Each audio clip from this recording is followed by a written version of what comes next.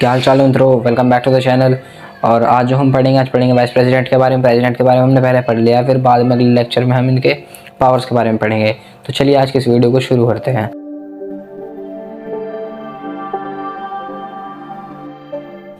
तो vice president के बारे में सबसे पहले जो हमें चीज़ जाननी होगी तो वो ये है कि हमारे कॉन्स्टिट्यूशन में एक आर्टिकल है, आर्टिकल 63, जिसके अंदर ये लिखा गया है कि हमारे देश को एक वाइस प्रेसिडेंट की ज़रूरत पड़ेगी, यानी कि एक उपराष्ट्रपति की ज़रूरत पड़ेगी। तो मैं यहाँ पर लिख देता हूँ एक बार कि वाइस प्रेसिडेंट को क्या बोला जाता है। यहाँ बोला जाता है उप राष्ट्रपति, उपराष्ट्रपति बोला जाता है वाइस प्रेसिडेंट को, ठीक है। और करंटली हमारे जो वाइस प्रेसिडेंट हैं वो हैं हमारे जगदीप धनखड़ जी। तो अभी हमारे कौन हैं करंटली? तो अभी हैं जगदीप धनखड़ जी। अभी हमारे ये हैं वाइस प्रेसिडेंट, ठीक है। और अब हम इनके बारे में अपनी बुक से सबसे पहले पढ़ते हैं, फिर आगे इनके बारे में और चीज़ें समझते हैं। तो वाइस प्रेसिडेंट के बारे में हमने यहाँ लिखा जो गया है हमारी बुक में वो है article 63 stipulates that there shall be a vice president of India, यानी कि हमारे संविधान के अंदर एक आर्टिकल 63 है जिसके अंदर ये सारी चीज़ लिखी गई है कि हमारे देश को एक वाइस प्रेसिडेंट की ज़रूरत पड़ेगी, ठीक है। अब ये है कि इनका इलेक्शन कैसे होता है, मतलब इलेक्शन होता है तो इनकी क्वालिफिकेशंस क्या क्या होनी चाहिए, इनके मतलब इनके पास ऐसी क्या क्या चीज़ें होनी चाहिए जिनकी वजह से हम इन्हें वाइस प्रेसिडेंट बना सकते हैं किसी को। तो सबसे पहली बात जो होनी चाहिए वो होनी चाहिए कि वो सिटीजन ऑफ इंडिया होनी चाहिए, यानी कि भारत के नागरिक, इनके पास भारत की नागरिकता होनी चाहिए। तो मैं यहाँ पर लिख देता हूँ क्वालिफिकेशंस, इधर रहेंगी क्वालिफिकेशंस।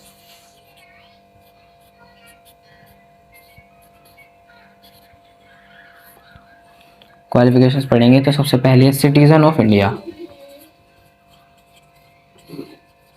यानी कि भारतीय नागरिक होने चाहिए, ठीक है। भारतीय नागरिक के साथ साथ इनकी जो एज होनी चाहिए वो 35 ईयर्स जो है इन्होंने कंप्लीट कर रखी हो अपनी एज, यानी कि मतलब ये है 35 प्लस इनकी एज होनी चाहिए, ईयर्स ऑफ एज। और एक हमारे पास आती है कि ये किसी भी तरह से गवर्नमेंट से प्रॉफिट के अंदर में ना हो, मतलब ये गवर्नमेंट से किसी तरह का प्रॉफिट ना ले रहे हो। तो should not have any profit under government, ठीक है, ये चीज़ है। और इसकी एक जो हम देख सकते हैं क्या है कि इनके पास राज्यसभा की जितनी क्वालिफिकेशन होती है वो सब भी इनके पास होनी चाहिए। तो ऑल द क्वालिफिकेशंस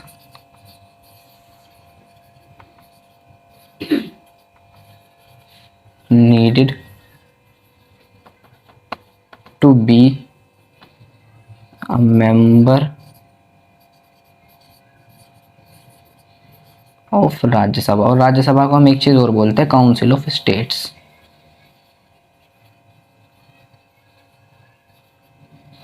अब सबसे पहले हम ये चीज सोचेंगे कि यहाँ पर राज्यसभा की ही क्यों बात करी गई, या लोकसभा की बात क्यों नहीं हुई। तो यहाँ राज्यसभा के क्वालिफिकेशंस की बात इसलिए हुई है क्योंकि जो हमारे वाइस प्रेसिडेंट होते हैं हमारे देश के, वो ही राज्यसभा के एक्स ऑफिशियो चेयरमैन होते हैं, यानी कि वही जो हमारी जो राज्यसभा है उसके हेड होते हैं, उसके प्रिसाइडिंग ऑफिसर होते हैं, ठीक है। तो ये चीज़ आपको नोट करके रखनी पड़ेगी। तो मैं यहाँ पर लिख भी देता हूँ कि वाइस प्रेसिडेंट का और का काम होता है एक्स ऑफिशियो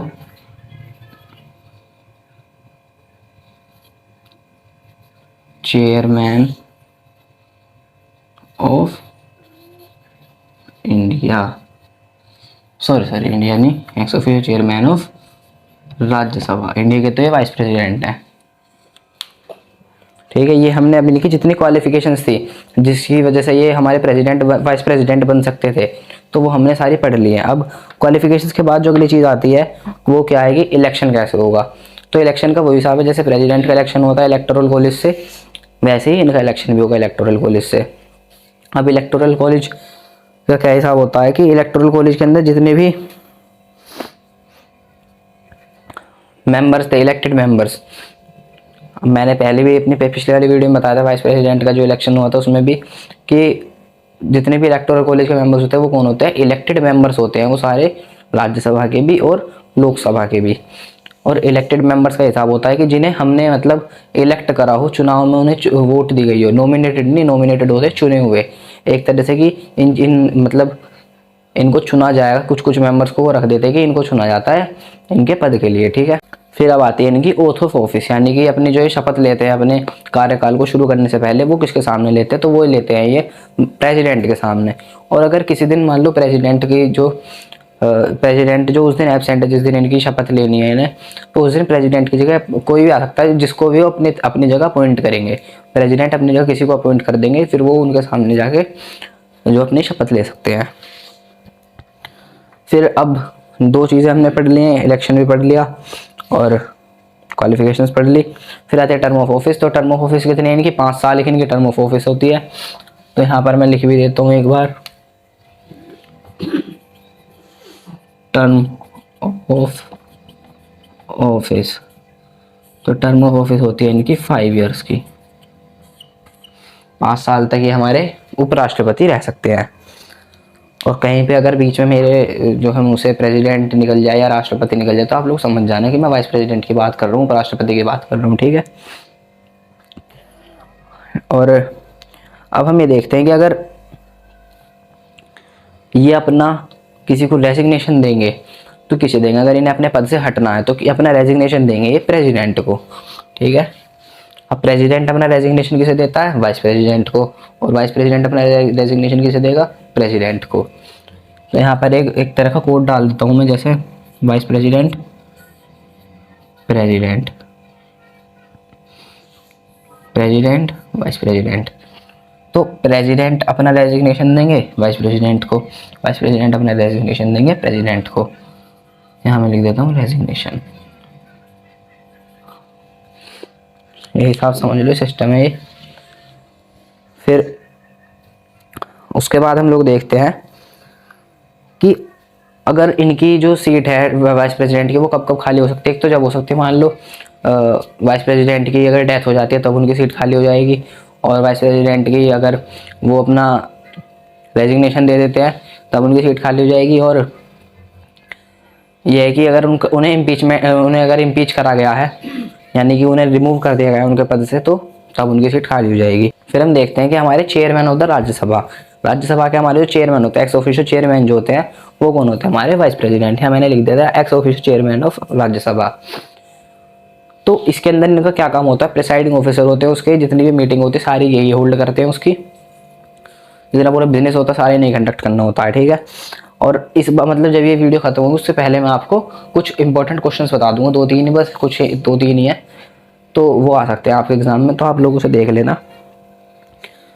फिर इसके बाद हमारे पास जो चीज़ आती है कि अगर प्रेसिडेंट के इन्हें कुछ फंक्शन करने हो तो वो कब करेंगे, मतलब ये तो समझ लो मैं मतलब क्या कहना चाह रहा हूँ मैं। वाइस प्रेसिडेंट को, अगर वाइस प्रेसिडेंट कोई प्रेसिडेंट का फंक्शन कर रहा है तो वो कब करेगा, ठीक है। अब इस चीज़ के बारे में हम बात करते हैं।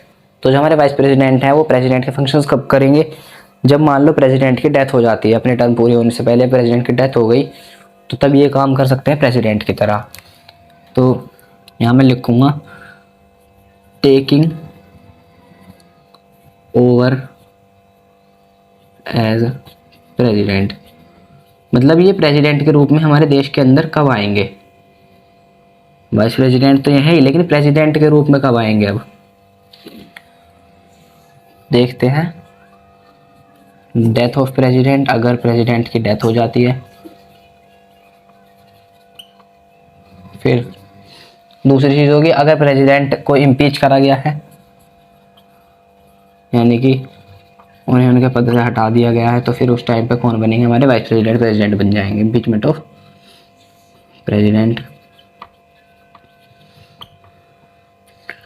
फिर है रेजिग्नेशन,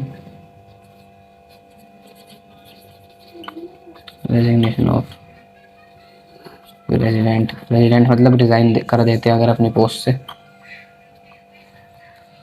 3 चीज़ ये हो गई, और मैं देख लेता हूँ कुछ और तो नहीं है।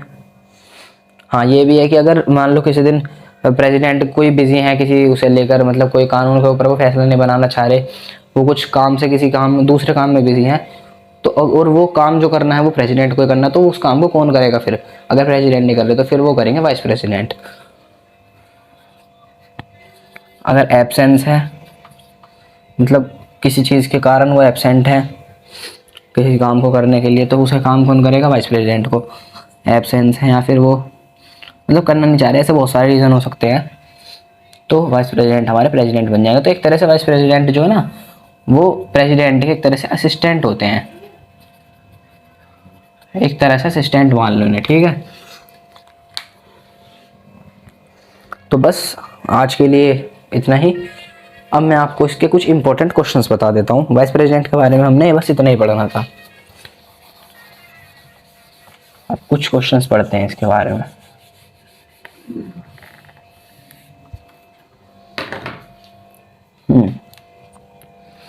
तो क्वेश्चन जो पहला हम लेंगे इसमें,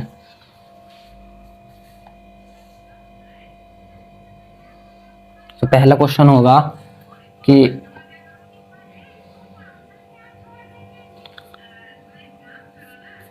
बिफोर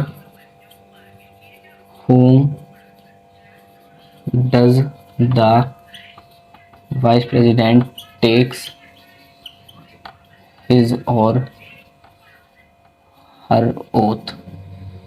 तो समझ लेना ये है OATH, ठीक है। तो अपनी शपथ किसके सामने लेंगे वाइस प्रेसिडेंट?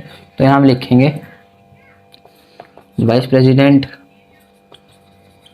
टेक्स हिज और हर oath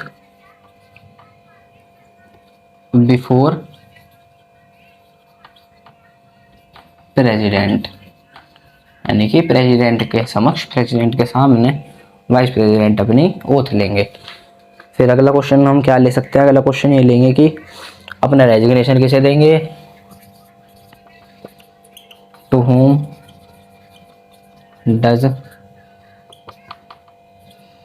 the vice president gives his resignation letter. तो ये भी किसे देंगे? प्रेसिडेंट को देंगे। ये मैं पूरी लैंग्वेज नहीं लिखूंगा, बस यही शॉर्ट में लिख दूंगा, प्रेसिडेंट को देंगे, ठीक है। वो आप पूरा आंसर आप बना लेना।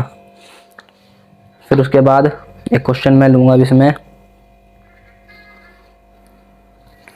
हाँ, तो इनका रिमूवल का जो प्रोसेस है वो कौन सा होगा? यानी कि प्रोसेस, इसमें लिख सकते हैं name of the process, name of the process of removal of vice president, तो वो होगा इम्पीचमेंट,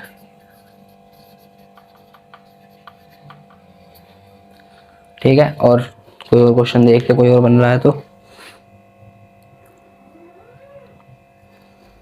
बस, और कोई क्वेश्चन नहीं बन रहा। ये 3 क्वेश्चन है बस, ये 2-3 मैंने कहा था, 3 क्वेश्चन है, इन्हें याद कर लेना और सही रहेंगे, मतलब इंपॉर्टेंट से क्वेश्चन है कुछ वाइस प्रेसिडेंट के। तो चलिए आप लोगों से मिलते हैं अगली वीडियो में, जिसके अंदर हम पढ़ेंगे वाइस प्रेसिडेंट और प्रेसिडेंट के कुछ फंक्शंस के बारे में। वैसे उसके अंदर थोड़े थोड़े सेम ही फंक्शंस होते हैं दोनों के, तो उनके बारे में हम आगे पढ़ेंगे, ठीक है। तो तब तक के लिए आप लोग अपना ख्याल रखना और वीडियो को लाइक कर देना, कुछ डाउट हो कमेंट कर लेना, और किसी और को भी ये वीडियो भेजना चाहते हो तो वीडियो भेज सकते हो। चैनल सब्सक्राइब नहीं किया तो सब्सक्राइब कर लेना।